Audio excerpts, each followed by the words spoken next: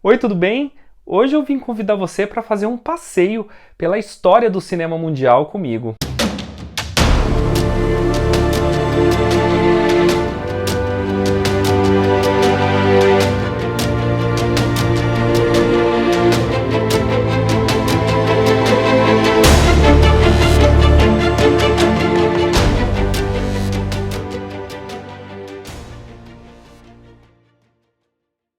Bom, gente, hoje é dia de contar a história do meu quinto filho, história do cinema mundial, que felizmente se transformou numa referência nas faculdades de cinema do Brasil e em Portugal, é um dos livros de cinema mais vendidos do Brasil, e eu tenho muito orgulho dele e vou contar um pouquinho de como ele foi feito, qual é a ideia e a proposta desse livro e o que tem nele, as grandes descobertas que eu tive. Bem, ele surgiu porque durante muitos anos, como já crítico de cinema, eu sentia falta no mercado editorial brasileiro de um livro que fizesse um abraço mais extenso pelo cinema mundial sob o ponto de vista geográfico e cultural.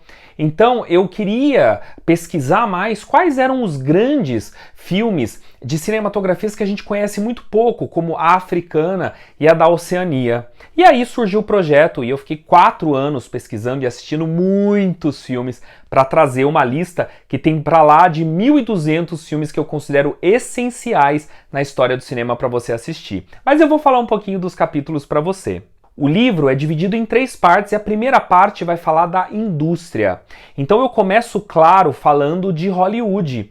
E eu faço um passeio por Hollywood, falando um pouquinho da linguagem hollywoodiana, do cinema mudo e da chegada do som, a como foi criado o Studio System e o Star System, o faroeste, os grandes filmes do cinema noir, quando os estúdios entraram em colapso e surgiu o cinema moderno.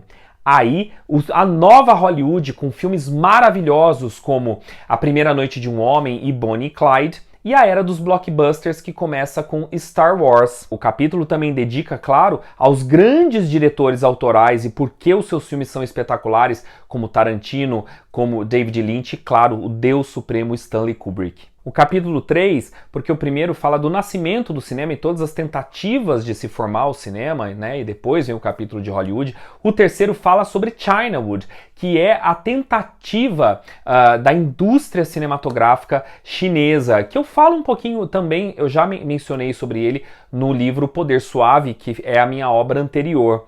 Mas neste capítulo eu vou falar também especialmente, antes de falar dessa tentativa industrial, do cinema arte chinês que existe na China continental, em Taiwan e em Hong Kong. Quem são os grandes diretores? E o eterno conflito desses diretores com a criatividade com o regime ditatorial comunista. Ainda dentro da parte de indústria, é evidente que eu falo sobre Bollywood, a maior indústria de cinema do mundo em termos quantitativos. Conto um pouquinho para você como foi fundada a indústria indiana, por que ela é descentralizada, o que acontece com a censura na Índia, porque, embora seja uma democracia, existe censura no cinema indiano, porque a pós-produção indiana é muito potente e, claro, gente, quais são os melhores filmes que saíram de Bollywood e chegaram aos prêmios e cinemas do mundo inteiro. E termino a parte de indústria falando de Nollywood, que é a indústria nigeriana.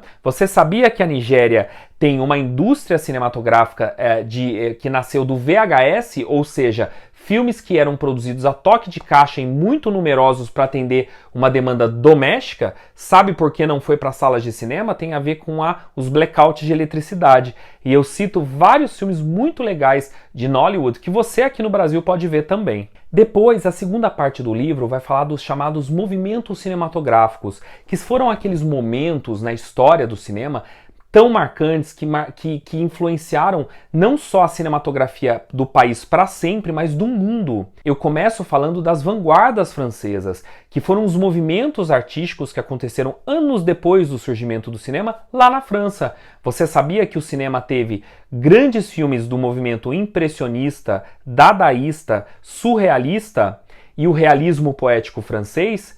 Sabia que o realismo poético francês coloca o roteirista acima do diretor em todas as obras? Eu conto para vocês história de filmes que foram feitos durante a Segunda Guerra Mundial, com nazistas e judeus compartilhando o set. Vocês não vão acreditar nessas histórias. Claro que vou falar para vocês o que está por trás das polêmicas obras do Salvador Dalí com o Luiz Buñuel. E, evidentemente, o dadaísmo, a tentativa de trazer a abstração no cinema. Depois a gente vai para a Alemanha, para aquele que eu considero o maior movimento cinematográfico antes do cinema moderno, que é o expressionismo alemão. Eu conto para vocês em detalhes como o expressionismo alemão fez filmes como O Gabinete do Dr. Caligari, Metrópolis, Nosferatu, O Vampiro de Düsseldorf, obras que foram fundamentais, e a beleza impecável da proposta de fotografia, de direção de arte, de roteiro, de maquiagem, como isso tudo estava retratando a angústia alemã no Entre Guerras, e como o expressionismo alemão morre abruptamente com a chegada do nazismo no poder. O capítulo 8 vai falar do neorrealismo italiano, o maior movimento cinematográfico de todos os tempos, que acontece no finalzinho da Segunda Guerra Mundial, que começou nas mãos de Luchino Visconti, Roberto Rossellini e Vittorio De Sica. Como o neorrealismo marca o início do cinema moderno no mundo inteiro. Você vai ver histórias como do filme Roma, Cidade Aberta e Alemanha no Zero, que foram filmadas ali no final e no pós-Segunda Guerra Mundial, que são obras com uma realidade assustadora. E também você vai ver a potência do cinema italiano nas mãos de diretores como Federico Fellini, Michelangelo Antonioni, Pier Paolo Pasolini, Ettore Scola, até chegar no século XXI. Porque nesses capítulos eu começo falando do movimento, mas também falo do legado posterior. A Nouvelle Vague, o movimento cinematográfico francês que começa em 1959 com filmes como Os Incompreendidos do Truffaut, Os Primos do Chabrol e O Hiroshima, Meu Amor, do Alain Resnais.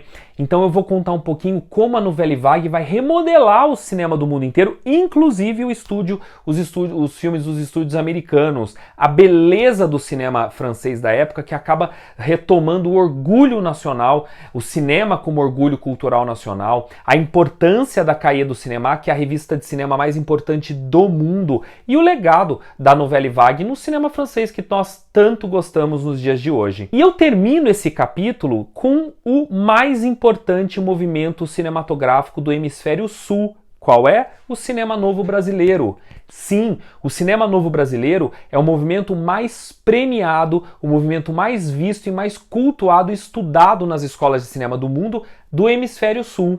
Eu conto um pouquinho como surgiu o cinema novo, da onde vem esse movimento, como ele começa com Nelson Pereira dos Santos, como tentar rebater a chanchada, como ele é um momento que quer discutir as raízes do subdesenvolvimento no Brasil e como ele foi calado pela ditadura militar e o legado dele nos dias de hoje. E a terceira e última parte do livro eu proponho um passeio delicioso pelo cinema do mundo inteiro.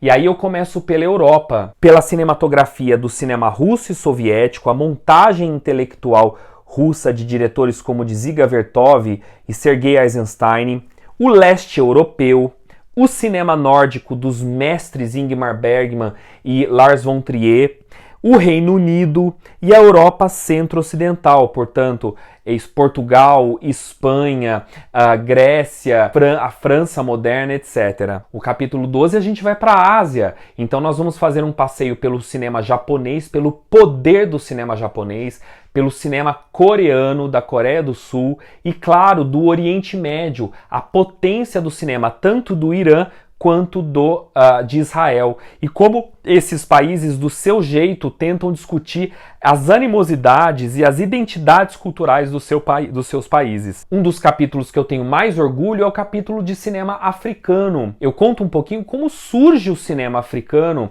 e por que o cinema africano só pode ser considerado após a descolonização, que começa nos anos 60. Então a gente vai fazer um passeio pelo breve histórico geral, o cinema do Egito, que é um dos mais potentes da África, a África do Sul, que se tornou uma potência nas últimas décadas, e a delícia do cinema luso-africano, de países como Moçambique, Guiné-Bissau e Angola, ou seja, de língua portuguesa. O antepenúltimo capítulo vai fazer um passeio pelas Américas. Então, eu vou contar um pouquinho da história do cinema canadense, aí eu vou pro México e aí a gente vai fazer um belo e delicioso passeio pelos melhores filmes de Cuba, Venezuela, Bolívia, Paraguai, Chile, Uruguai, e eu vou mostrar para vocês, eu mostro um pouquinho da diferença dessas produções na América do Sul, as tentativas de industrialização,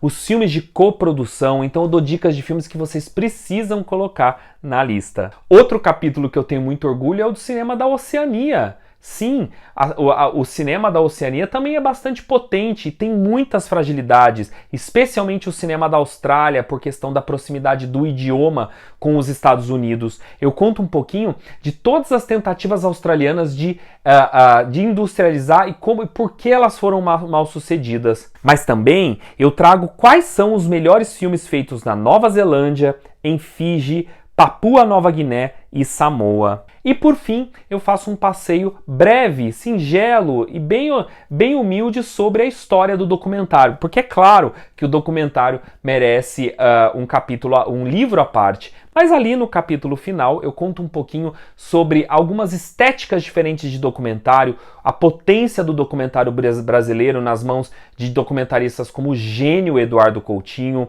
grandes documentaristas em Hollywood como Michael Moore, documentários feitos durante a Guerra do Vietnã, documentários na Ásia e na África, então um passeio por esse cinema tão agarrado à realidade. Olha, gente, o História do Cinema Mundial é um presente que eu quis dar, uma pesquisa exaustiva, cansativa e que tem um prefácio maravilhoso escrito pelo Walter Carvalho, que é o diretor de Cazuza e que fez a direção de fotografia de Central do Brasil, que foi indicado ao Oscar e que é um diretor com uma filmografia extensa e que considera, felizmente, o livro um dos melhores ensaios atuais sobre a história do cinema mundial. Walter Carvalho, querido diretor de fotografia, uma potência do cinema brasileiro. E eu espero que você goste desse passeio e me diga depois quais dos 1.200 filmes você mais gostou de assistir. Até mais!